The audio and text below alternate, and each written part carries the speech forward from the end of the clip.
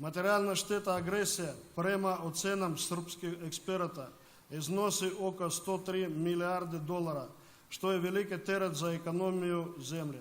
Гуманітарна інтервенція НАТО, а Югославії є снажен ударець за основні принципи міжнародних відносин, koji je naneo veliku štetu povjerenju između država i na prvo mjesto u agende međunarodnih odnosa izbacila vojni aspekt bezbednosti, kako u Evroatlantskom regionu, tako i izvan njega.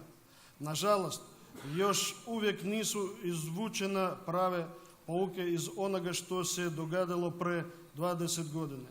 I dalje postoje praksa primjene dvostrukih standarda i jednostranog i selektivnog tumačenja normi međunarodnog prava.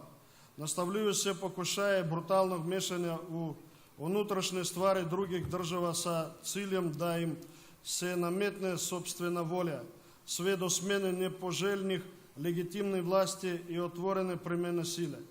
Pozivamo naše partnerstvo da se na godišnjicu tragičnih događaja iz marta 1999 godine još jednom zamislio na simboličnim značenjem ovog datuma.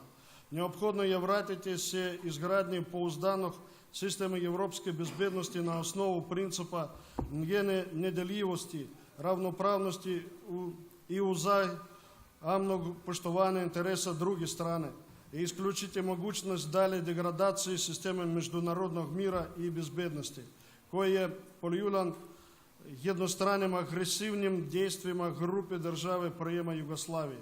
Hvala na pažnji.